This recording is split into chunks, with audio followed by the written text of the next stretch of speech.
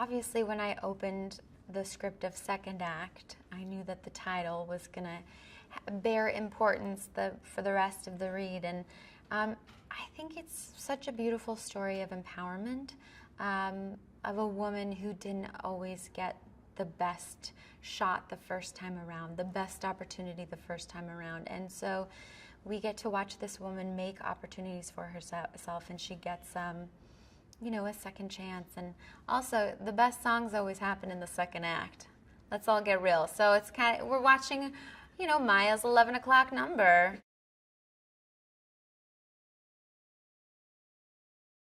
Hildy, unlike Maya, got every chance served to her on a silver platter. And so success feels like it's inevitable. But like our female protagonist, she also gets in her own way. But she gets in her own way with her selfishness, with her need to climb to the top no matter who she steps on.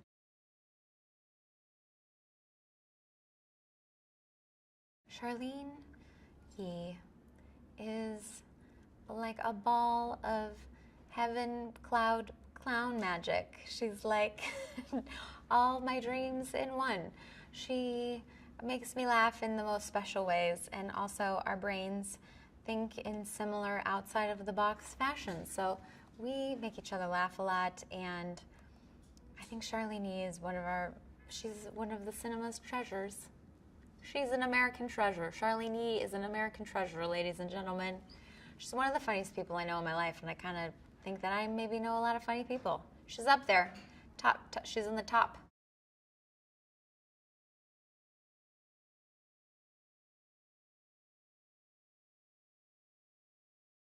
When I came up with this idea, how many years ago it was, that's what it was. It was about being dissatisfied with the life you had, the path you had taken.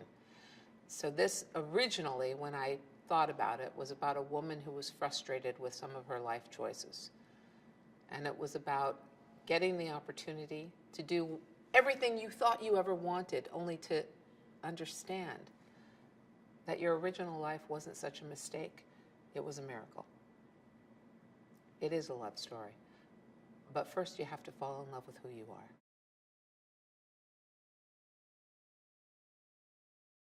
It honestly is a love story more than anything that I really want to put out there. I would say it's a love story about a woman who learns to fall in love with her life and her life choices. And that is what this movie is. It is a romantic comedy, but the other person in it is her.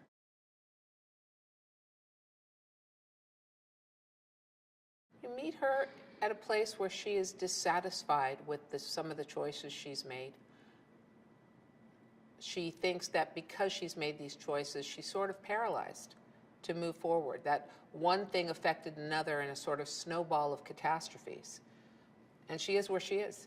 And maybe she should stop banging her head against the wall and just accept it. And then, with a twist of fate, she is given the opportunity to live the life she's always wanted to live, right? And so she gets to be whatever you want to say. Cinderella. She gets to go across the bridge. She gets the big job and the fancy apartment. And then the movie is about understanding what happens.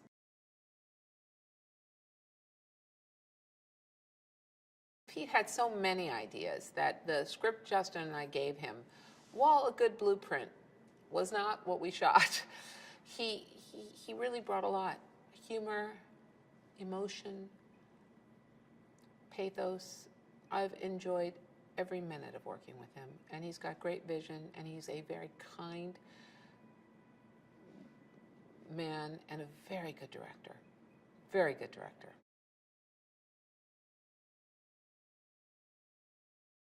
It's been such a journey, this little idea.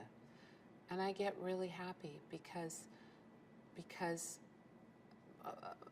a few places said no, and it didn't stop us, and we kept trying. And this movie itself is sort of symbolic of the fact that everything deserves a second look, a second chance, a second act. It's funny, as wrap gifts, we gave everybody chargers, because even your phone needs a reboot. So, very excited. Excited. I think it's coming to the world at a time where people need to be reminded that you just have to get creative when you're thinking about what you're going to do with the next 40 years. What are you going to do? You need to think about it. Because the only thing stopping you from doing it is you. Get a good idea. Produce it. Make a TV show. Write it. Stand in your own truth. It's the second act.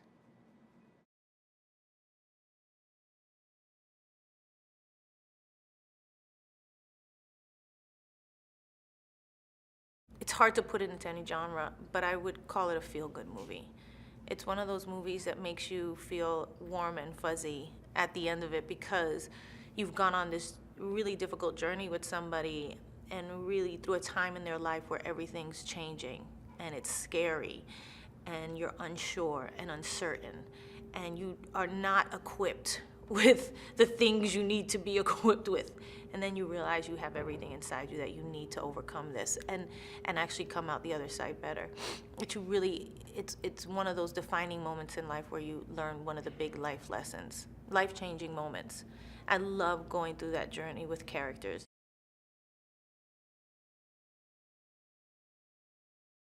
I think what I loved about the script and the idea, because it was an idea conceived by my producing partner, Elaine Goldsmith-Thomas. She had this idea for a working girl kind of script. She's always trying to think of the best things that fit into who I really am and play into my strengths. And me growing up in the Bronx and understanding that life and being there until I was almost 26 years old, it really plays into my strengths and what I can do as a character.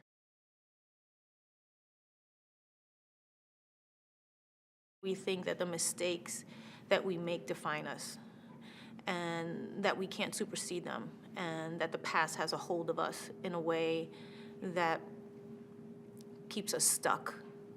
And what I loved about this script, which is I relate to very much, is that you are never stuck. You can always reinvent. You can always make a change. You can always keep growing. And to me, that message has so much relevance for everybody, but especially for women, especially in this day and age, that we can forge our own future. We can do whatever we want to do, and we don't have to be stuck in the past.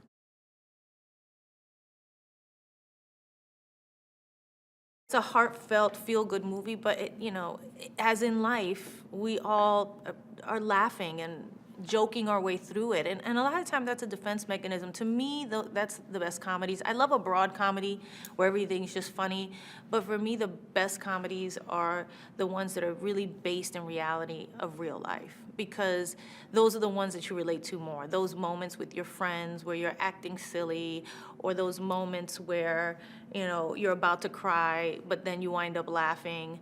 Those are the greatest, for me, comedic moments.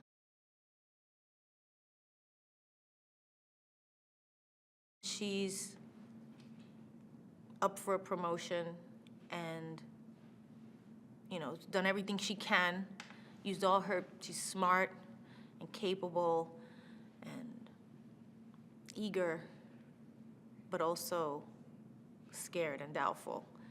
And she doesn't get it, and then you kind of get to see who she really is, which is a scared person who's given up hope a long time ago, and we just don't know why.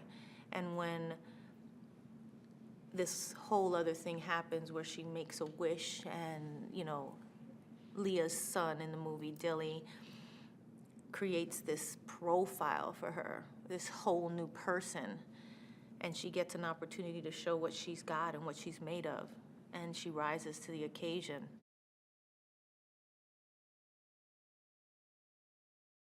It was a great thing to have Leah Remini play the part of my best friend, because we are such good friends in real life, and there was just a familiarity. And I kept saying to her, I was like, I just want it to be like how we are in real life, like how silly we are and how, we've had these heartfelt talks where we are helping each other through the hardest moments of our lives, whether it's me going through a divorce or her changing jobs or, all different kinds of moments where we just didn't even know where we were going and just helping each other through it. And this movie was very much that, which is why I thought she would be the perfect person to play that, because we've actually lived those moments where we had to push each other through the fear and push each other through those difficult, dark times where you just think, I'm never going to be the same, or this is never going to get better, and then it does. And so it was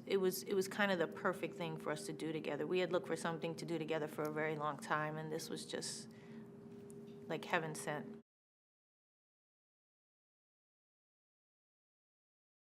The minute I read the script, they started asking me, who do you see in this role? Who do you see in that role? We see this person.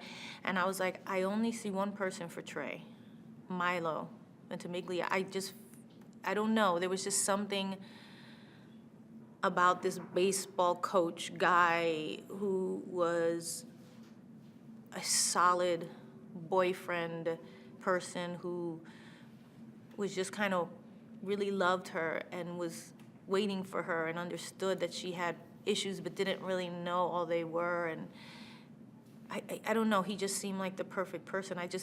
His face just always popped into my mind, and we were just lucky to be able to get him. I mean, he's so busy right now with his hit show and probably one of the biggest moments in his career. But he read the script, and once we spoke, we both knew that it was something that we wanted to do together.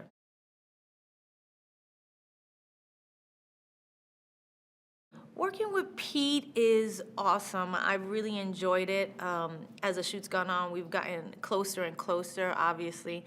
Gained that trust that an actor, the lead actor and the director have to have. It's almost like we're working in tandem in every scene to make sure that he's getting everything that he wants and seeing everything he needs to make this story work, and me being kind of the facilitator of that, making sure I'm not missing any of the moments. And we just had a really good working relationship in that way, and I think that comes from a mutual respect. I've loved his work before. Obviously, he's, so prolific in comedies, and so I was not worried about that part of it, but the whole, emotional side of this and the whole journey of it, he was so up for it. He was so understood.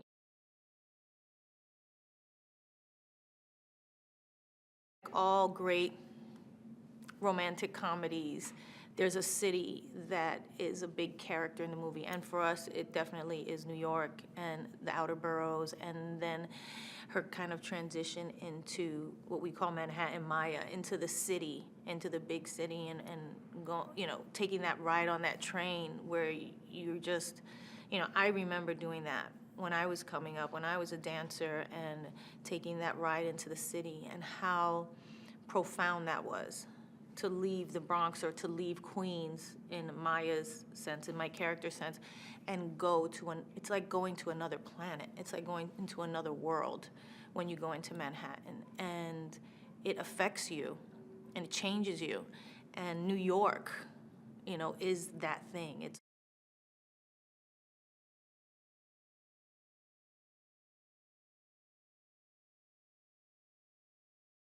There's romance in this, there is comedy in this.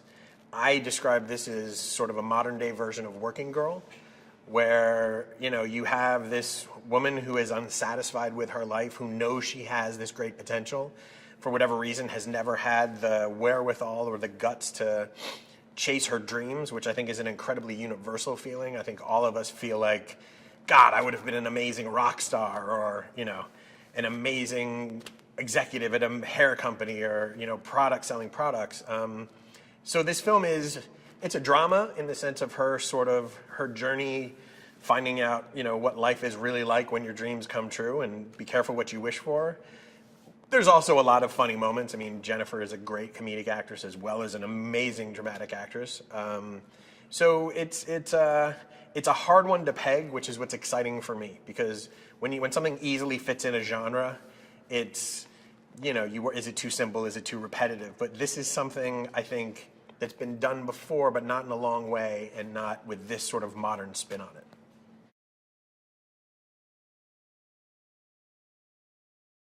We would shoot a scene and you get through the dialogue to the end, and then Leah is so funny, she would continue it. And she would say something that this is Leah talking to Jennifer, but as the characters, and she knows how to make Jennifer laugh. I mean, Leah can pretty much make anyone laugh if she tries hard enough.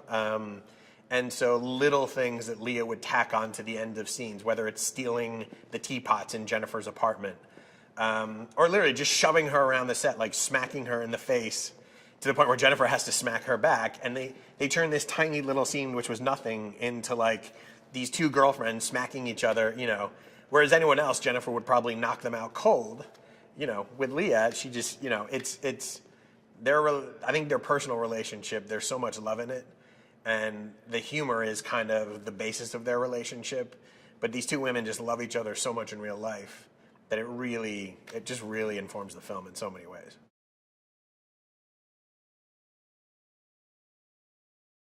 Jennifer and Milo's chemistry from our first read-through together at the studio office was off the charts. And it was that way through the whole thing. I think he's an incredible actor.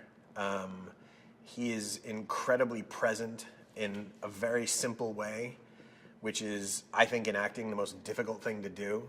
I mean, Robert De Niro, Jack Nicholson, they're big names, and this kid could be at that level. He is, and he's, the two of them are so good and so present with each other that the scenes between the two of them were really electric. I mean, I think the scenes with them are my favorite scenes in the film.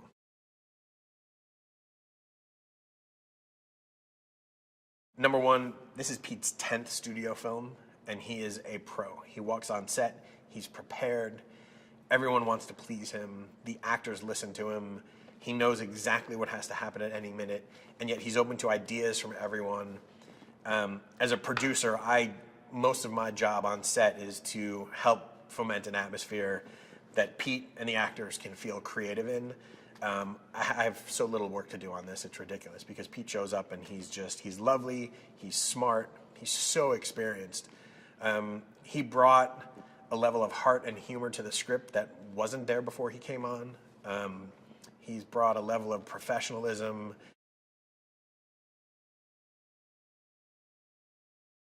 Jennifer talks about the fact that she was born driven, and her whole life she has just been driven for more and bigger and better and to succeed. And I think Jennifer Lopez is sort of one of the world's great icons. And so to work with her on a small, quiet set on this sort of, little lovely film, it's kind of amazing because you get to see who she is as a person and how even as this great icon, she still has her vulnerabilities. She still has, she still loves as vigorously as she does anything else in her life, be it her children or her boyfriend or anything like that. It's been a privilege watching Jennifer work because some actors have to warm up. Jennifer shows up and she is prepared and she knocks it out from take one.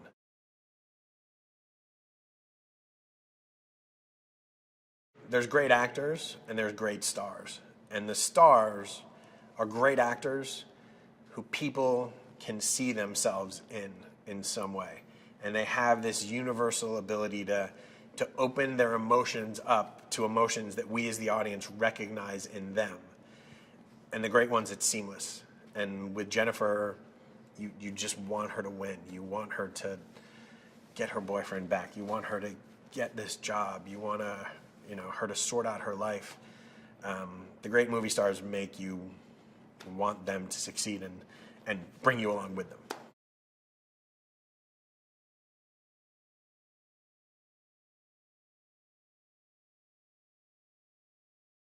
You can't take chemistry for granted. Like, it's very natural to me to play with Jennifer, to do what I do as we are in real life. And so I do that on camera. And there's a few moments where, in the beginning where I would do something that I would do as Leah, to Jennifer.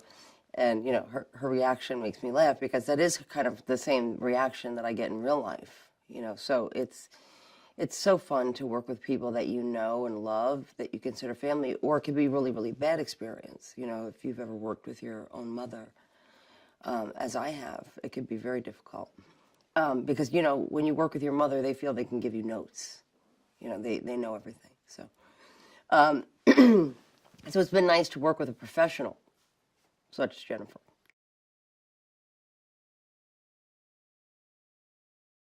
I've never worked in New York City, you know, like on location.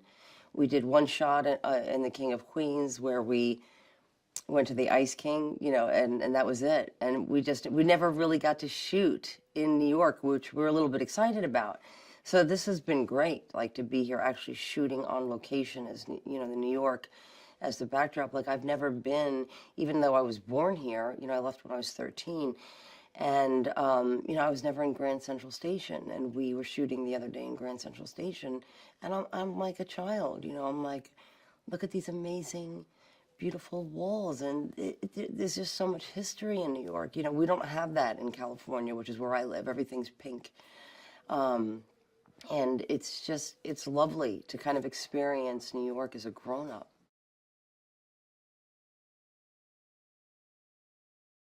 The thing that I love about this film is that it's, you know, you're really showing that, you know, how women tell each other everything, they support each other through thick and thin, and women, you know, naturally when you have something going on in your life, maybe your friend is going off and you're not seeing them for weeks or months, and, you know, women are very attached, you know, we're very attached to each other, whether or not we see each other for a year, whether or not our friends are climbing, you know, a social ladder or a business ladder, you know, friends are friends. And so I love that element of this, you know, where, you know, Maya's character, you know, is kind of destined to be bigger than her friends, but her friendship with me is very different because, you know, my character is very kind of centered in being a mother and being, you know, a divorced mom, and she's raising her kids and wants her friend to do, like, you know, it's like, you're like, no, you're the one to make it out of all of us, you know?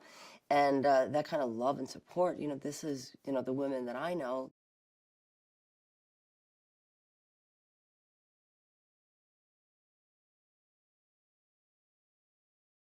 It was the script and the story, it was Jennifer. I'd heard that she wanted me and only me to play Trey, and I thought, well, that's great. That's very nice of her. And I'd met her through different press things that we had done because our TV shows are both on NBC. And so she was always lovely and cool and friendly, and I'm like, oh, she's my friend, so I want to go work with my friends. So it was just one of those things that I went to my bosses and I said, listen, I'd love to be able to do this film with Jennifer and Pete and crew, and they said, great, we'll work it out. So, and I thought I enjoyed the story of Maya and the journey that she has to make to come out the other end of making things right. So I really responded to that.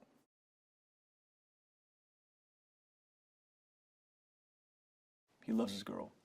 He wants her to be happy. He wants to see her fulfilled. He wants her to know that she is enough, that she's always been enough. And he's also someone that has to deal with, you know, heartbreak when things don't quite go right, when they don't go the way they planned. And also, you know, readjusting to that loss of partnership and understanding that sometimes love goes away and sometimes love maybe comes back, but the purity of what that love represents is always there.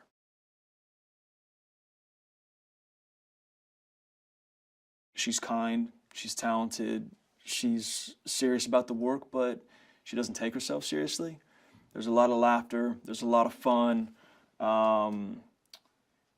For everything that she has going on in her universe, she still very much seems to have an appreciation for the moment that she is in right now. And it's fun to be able to bounce off of her in that artist sense, you know, to be able to just show up and, yeah, that's just my friend Jennifer playing a scene across from me. She's playing my long-term girlfriend, you know, so you just live in that space and contribute, and yeah, she's great. There's not enough amazing things I could say or think about her. She's great.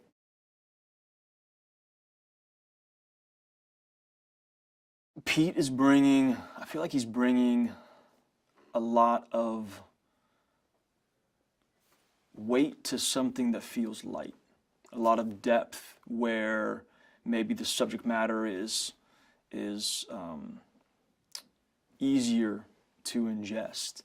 You know, he's got a lot of soul, he's got a lot of heart, and as a filmmaker, not only does his camera work reflect that, but also just his emotional touchstone to the material, to what Justin and Elaine had written. It's one of those moments, like, as an actor, you're like, oh, thank God for Pete Segal, being at the helm of this ship, because he really is just a talented as well as kind, good guy.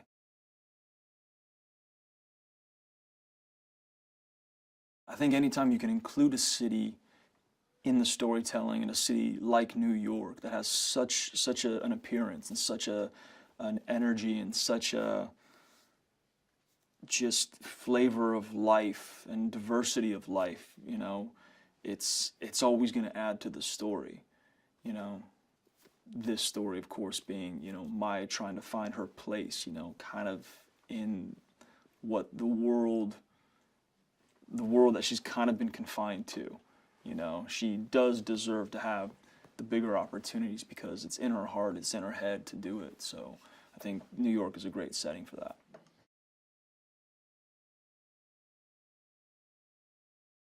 I would describe Second Act as a fun, entertaining, heartfelt story of passion and finding your place in life. Even if you thought you'd already found it, you can find it again.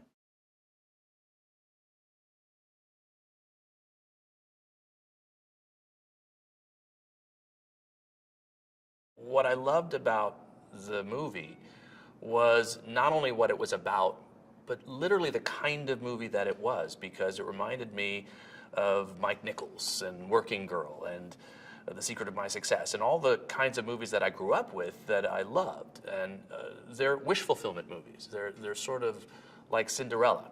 It's about, you know, a second chance for a person and getting a disguise magically through the storytelling to become another person.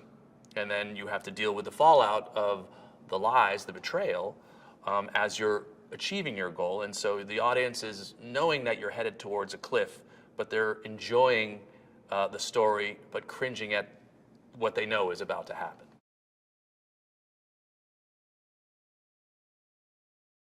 I had not worked with her before. Obviously, I knew of Jennifer, but to me, every movie really is about concept plus star.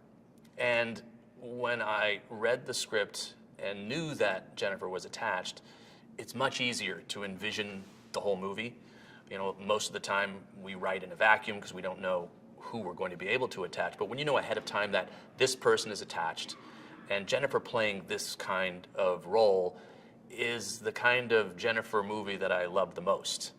And I, again, felt like this was such a great opportunity, not only for me, but for her. And, you know, again, it was the kind of movie that just isn't being made these days.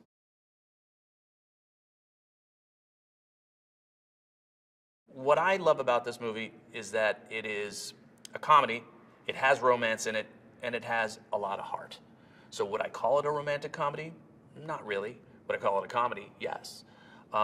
It could even be construed as a dramedy, because I think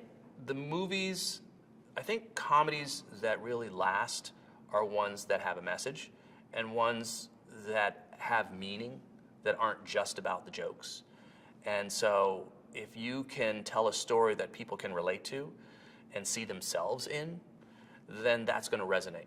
And I think those are the movies that will last.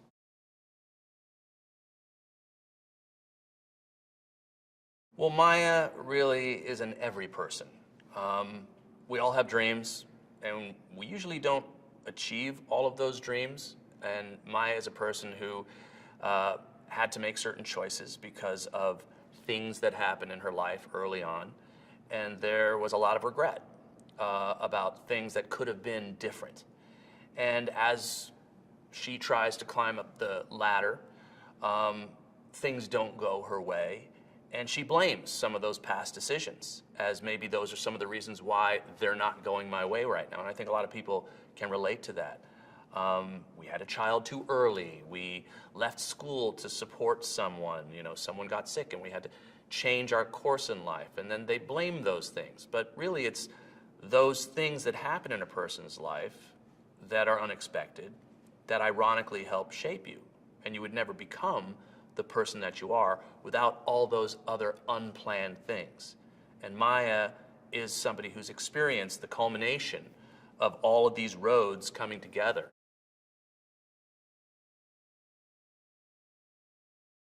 It was an absolutely natural choice to go to Leah Remini to play Jennifer's best friend, you know, because in real life they are two goofballs. I mean, they are hilarious.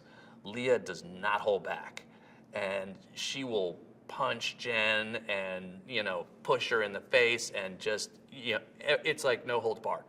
And she brings that to the role and the physicality and little moments, you know, and I was telling her the other day, she brings moments that are not on the page. And you can just tell that they're best friends, and suddenly you forget you're watching a movie and you really are watching two pals. And Joan is Leah. So while she's a great actress, she was also like herself in this, and I think that's what's so great about her. She's such a wonderful actress.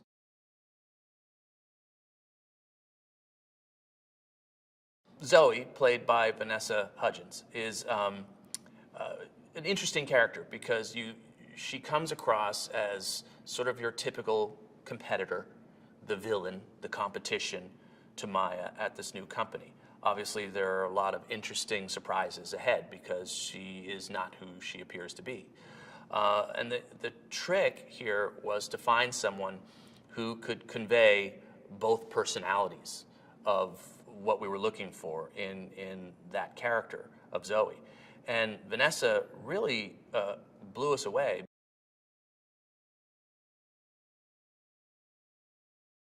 There's always that thing when you meet someone that you've seen on television and, you know, in concert and whatever, and you say, oh my gosh, you know, she's a star. And she is, but she's also kind of a normal person. And, you know, she's a mom. And, you know, we talk about our kids, you know, and it's, you know, really funny that, you know, we're both sort of close in our age and where we are in life. And so there's a level of experience there that, you know, I can really find very identifiable with her. And she's an amazing actor. She really is. And I didn't know the level that she could, you know, dial herself in and out of moments. And it's really incredibly impressive. I mean, she's really one of the best actors I think I've ever worked with.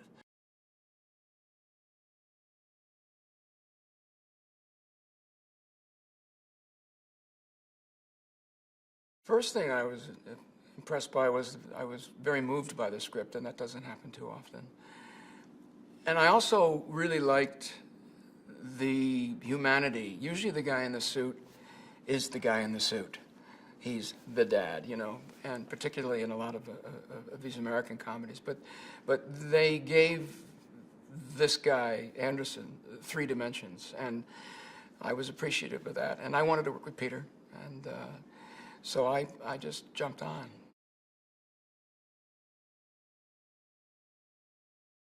What's great about it is he's a father first and a CEO second in the movie. That's, you know, usually the CEO is playing a CEO, and it's expository and you're spouting stuff and you come in and out and you serve a purpose. But they've made him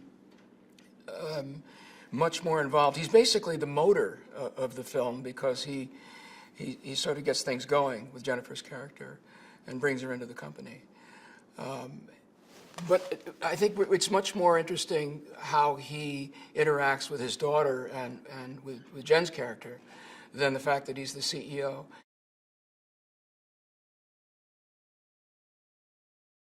Vanessa is I don't know how to express how joyous it is. She comes on set, she's a team player, she's always affable and happy to be here. She likes being on a set, which makes acting with someone wonderful. But we've had a great chemistry, and she's As I said, my children are big fans, and they were very excited.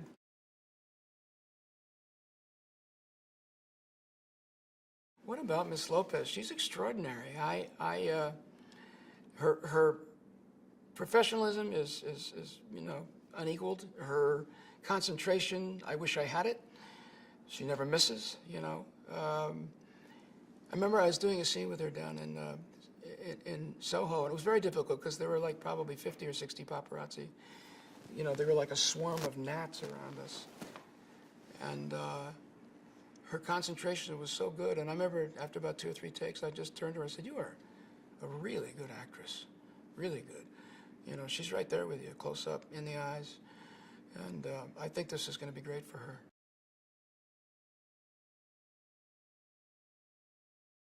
Peter Segal is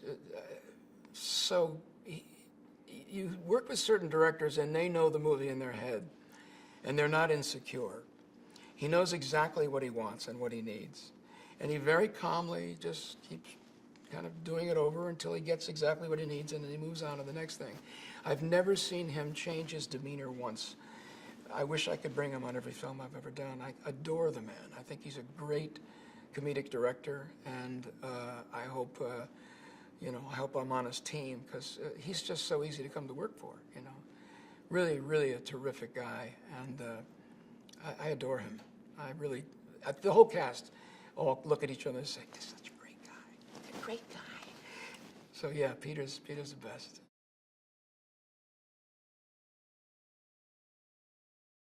It's very comfortable for me to work here. I feel very much at home. And it has a skyline and it has an energy that no other city has to shoot in. And I think what's great about this film is Peter's taking advantage of that, like Woody Allen took advantage of it in Manhattan. We're going to see a lot of the city. It's very much, as you say, it's very much a character in the film. And even though I moved out, I work here so much, so when I come down, I hang. I've got my friends, I've got the museums. And, it's a joy. I'm always excited to do a movie in New York City.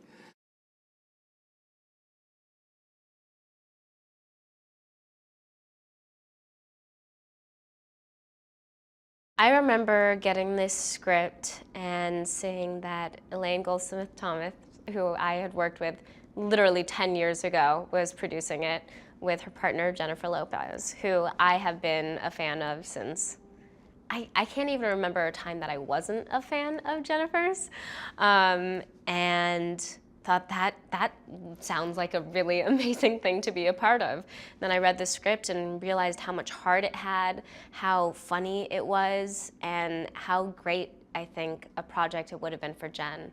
And it really got me excited because I would want to watch this movie.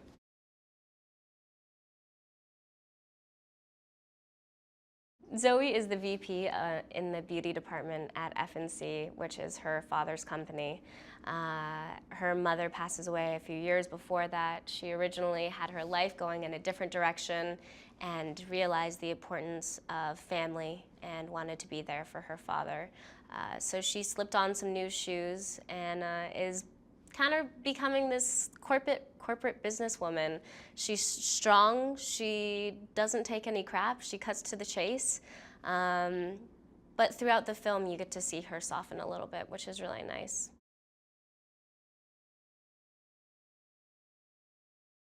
Jennifer is like a unicorn. She's a very rare breed. I'm transfixed by her. I mean, A, she's stunning. B, she's extremely talented. She's so present, so natural. Doing scenes with her is so incredible. And man, is she business savvy. Like, she's a woman who is on the hustle. But she's still goofy and a sweetheart, and I just adore her, obviously.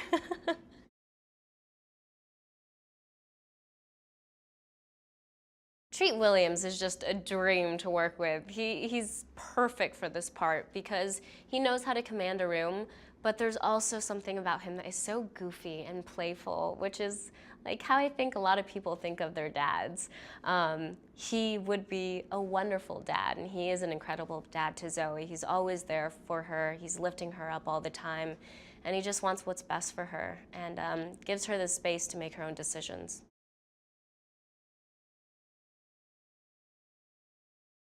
It had to be in New York.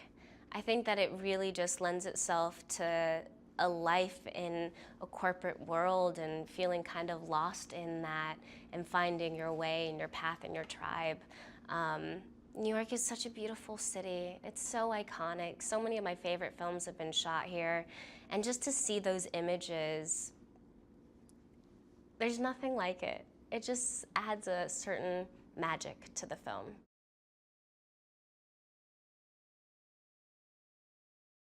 It's an amazing message. I think it's so, so true, because no matter what you do, if you're stepping into something new, you're going to be scared because it's the unknown. And truly, the only thing that holds you back in those moments are yourself. My main thing that I had set for myself this year, the beginning of the year, was I want to start saying yes more. It's easy to say no because you're not going to have to move into anything uncomfortable or new. But by saying yes, I'm going to be pushed outside of my comfort zone.